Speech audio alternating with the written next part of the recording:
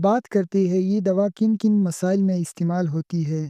Pulmonary hypertension, اس حالت میں پھیپھڑوں کی نالیوں میں خون کا دباؤ بڑھ جاتا ہے جس سے سانس لینے میں مشکل اور تھکاوٹ پیدا ہوتی ہے۔ یہ دوا خون کی نالیوں کو کھول کر سانس لینے میں آسانی پیدا کرتی ہے۔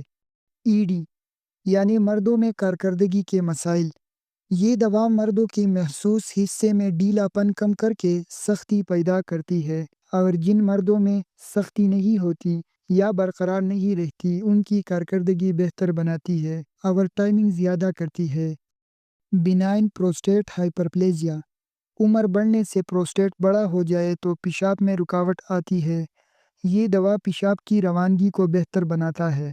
سسٹیمک ہائپرٹینشن، عام بلڈ پریشر بڑھنے میں یہ دوا براہ راست علاج نہیں، مگر ریسرچ کے مطابق خون کی نالیوں کو ریلیکس کرنے سے خون کا دباؤ کم کرنے میں مدد دے سکتی ہے۔